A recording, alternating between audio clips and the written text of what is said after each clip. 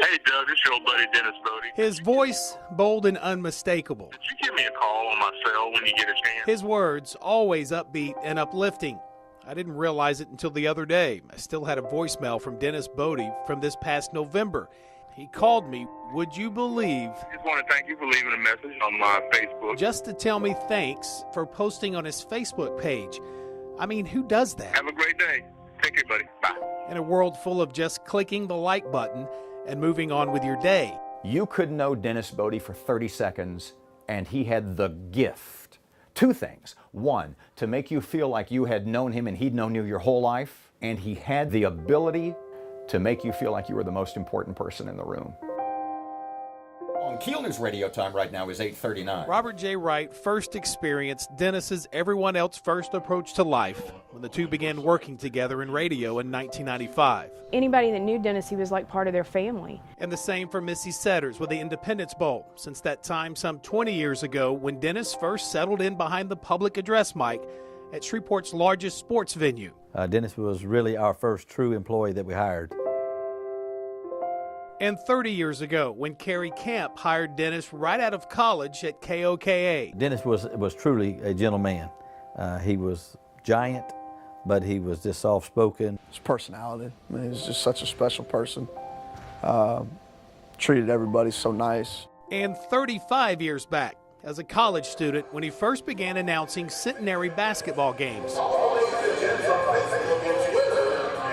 Dennis's voice was the voice of Centenary basketball, and it's a piece that, you know, I'll always remember. We ask you to join us in a quick moment of silence, please, for Dennis Boddie.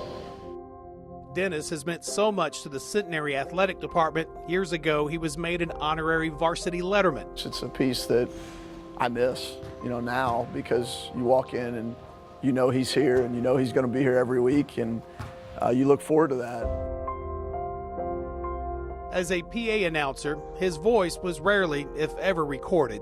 And in this digital age, radio air checks are often purged. Dante Walker touchdown. But on occasion, Dante Walker takes it to the you could sometimes hear that familiar voice in the background of the on-air broadcast of those bowl games on TV. 33-yard Mississippi State touchdown. A week or so after I called Dennis back and we talked, I asked our sports guys to get a little video of the PA announcer the next time they were at a Centenary basketball game. I hadn't even told Dennis what I was up to yet.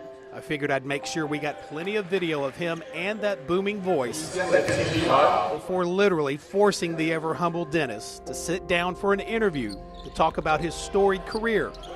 This video is from late November. Division III Centenary will welcome Mike McConaughey. But only a month later, the Gents will be without the voice of beloved public address announcer Dennis Boddie. Boddie passed away over the weekend.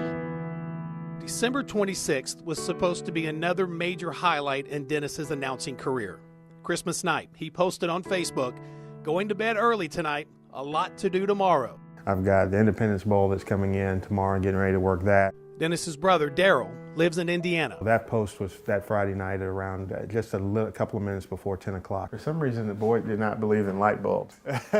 I caught up with Daryl while he was going through Dennis's belongings inside his Shreveport home. My dad passed away on the 23rd of December 16 years ago, and so we always talked on the 23rd, and then the 24th was Christmas Eve, and then on the 25th, we talked again. It was Christmas Day.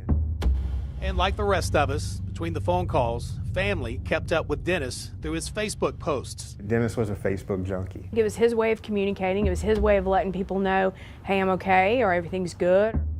You see, Dennis's last few years medically were a massive struggle, battling diabetes and heart issues compounded by weight problems. And Dennis began using Facebook to share his battle back to health. Because every night, you know, he gave him that little 2 bits, 3 bits of information. You know, we would joke around that if Dennis didn't post his blood pressure at night, then something might be wrong. He admitted he was a little scared. I think it was a way of him comforting himself more than it was necessarily sharing with others. And we were there cheering him along every step of the way. So over the next 3 years, he was walking, he was lifting weights. Until one day, while walking for exercise, he was discovered in his yard, unconscious.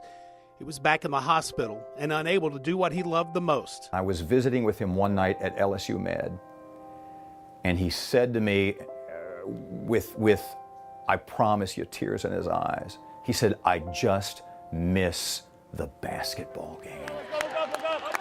He'd return. You just knew he would. And this fall, we found Dennis back on the Gents sidelines and behind the mic. Our buddy Dennis was on course for yet another major comeback. And what better way to cap off his return in 2015 by once again working the nationally televised Independence Bowl football game. I looked into the PA booth at around 3 and Dennis wasn't there. But it was unusual because nothing in there had been touched, and that was different for him because he normally gets in there and looks over the roster and the flip card. By game time, no one had seen Dennis. Calls and texts went unreturned. And some friends even took to Facebook to see if he was okay. I was watching the game. I always watch the game, one, because no idea.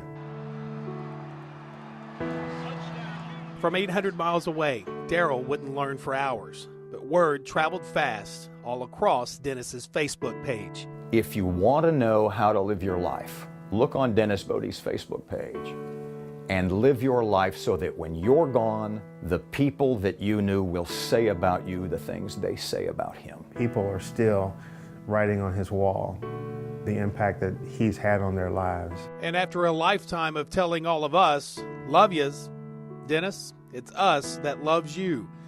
And we'll miss you every time we take a seat in the stands. The first time you go to a sporting event that he would have normally done the PA for, it's not going to be the same. Touchdown! It just won't be the same not hearing Dennis's voice. For the Mississippi State touchdown.